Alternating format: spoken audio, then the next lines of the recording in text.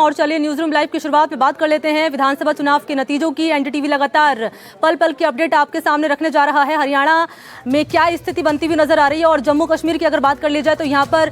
कौन बढ़त बनाए हुए रुझानों में, ये जानकारी आपके सामने रखने जा रहे हैं। तो देखिए, हरियाणा में बीजेपी हैट्रिक लगाने की ओर अग्रसर नजर आ रही है। हरियाणा में बीजेपी तीसरी बार सरकार बना सकती है, ये बड़ी जानकारी आपके सामने रख रहे हैं। रुझानों के मुताबिक जम्मू कश्मीर में एनसी गठबंधन को बहुमत मिलता हुआ नजर आ रहा है। हरियाणा और जम्मू कश्मीर के सभी सीटों के रुझान सामने आ चुके हैं। हरियाणा में रुझानों के मुताबिक बीजेपी को बहुमत मिल रहा है और बीजेपी हैट्रिक लगाने की ओर बढ़ती हुई नजर आ रही है। और इसी पर मेरे साथ सहयोगी वीरेंद्र इस वक्त मौजूद हैं। ज्यादा जानकारी लिए चलते हैं उनके पास। Virendra, over to you.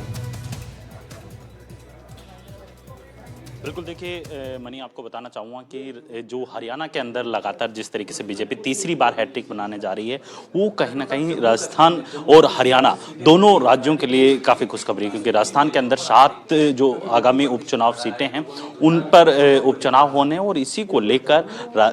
Haryana के अंदर आप देखेंगे कि कई अहम मुद्दे रहे, जिसके अंदर किसानों का फैक्टर रहा, या फिर आप देखेंगे कि जो आरक्षण का मुद्दा रहा था वो काफ़ी जो है कांग्रेस ने भुनाने की कोशिश की, लेकिन उसके अंदर कांग्रेस विफल रही। लेकिन सबसे बड़ी बात यह है कि इस पूरे आप चुनावी समीकरण के अंदर देखेंगे तो यहाँ पे बीजेपी ने जिस तरीके से आपने देखा होगा कि राजस्थान के कई बड़े नेता, चाहे इसमें मुख्यमंत्री वजनलाल शर्मा की बात कर लीजिए, या फिर डिप्टी सीएम दिया कुमारी की, या फिर अन्य जो बड़े नेता हैं, और सबसे बड़ी बात यह है कि जो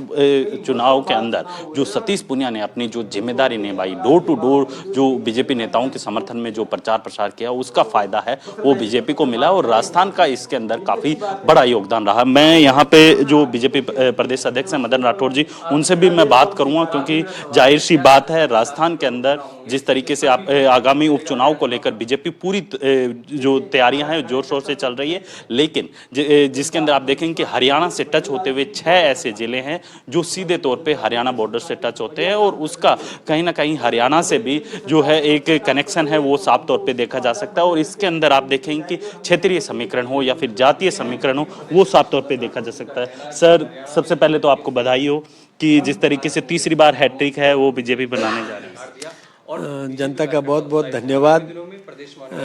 जनता ने हम पर विश्वास किया, हमको पता ही था, हमको लगता था कि हमने अच्छी सेवाएं की है, हमारी सरकार ने जनहित के काम किए हैं, विकास के काम किए हैं, किसानों की मिनिमम सपोर्ट प्राइस बढ़ाई है, किसानों को समृद्ध करने की दिशा में भी उन्होंने कई योजनाएं दी है, आम नागरिक के जीवन स्तर को किस प्रकार से ऊंचा उठाना चाहिए उसके लिए भी काम किया है, चाहे रोड्स हो, ऊर्जा के क्षेत्र में हो, किसानों को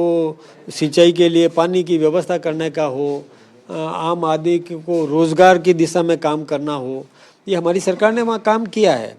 तो वो जनता देख रही है, और कांग्रेस ने जो भ्रम फैलाए थे उसको जनता समझ चुकी है कि कांग्रेस झूठ का सहारा लेती है, और इस कारण से कांग्रेस को नकार दिया वहाँ पर। लेकिन सर, देखा गया है कि हरियाणा के अंदर आरक्षण का मुद्दा काफ़ी ज़्यादा चर्चा में रहा था पूरे चुनाव के अंदर, आप देखते हैं। और राजस्थान की अगर बात की जाए तो राजस्थान के 6 ऐसे जिले हैं जो हरियाणा से सीधे तौर पे टच होते हैं, उसका फायदा क्या उपचुनाव के अंदर बीजेपी को मिलेगा? उपचुनाव में मिलेगा हमको, क्योंकि हमने अच्छे काम किए, और कांग्रेस ने जो आरक्षण के नाम पर भ्रम फैलाया था,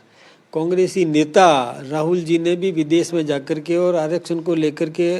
ऐसी बयानबाजी करी, वो जनता समझ चुकी है कि धोखा कौन दे रहा है। जनता ये भी समझ चुकी है कि मोदी जी ने तो कहा था कि हम संविधान की रक्षा करेंगे, हम आरक्षण को छेड़ेंगे नहीं, तो हमने वो किया है। डबल इंजन की सरकार बनने के बाद भी हमने संविधान को मतलब मस्तक पर रखा, और आरक्षण के साथ कोई छेड़खानी नहीं की, तो जनता समझ गई। लेकिन इस पूरे चुनाव के अंदर आपने देखा होगा कई ऐसे खिलाड़ी हैं जो पूरे इस चुनाव के अंदर चुनावी मैदान में भी उतरे हैं और उन्होंने अपना दमखम दिखाया, लेकिन जब रुझान आए, रिजल्ट आने लगा तो विपरीत जा रहा था। क्या कुछ कहेंगे उन खिलाड़ियों के लिए? तो मैं यही कहना चाहूँगा कि खिलाड़ी अपनी प्रतिभा को निखारे,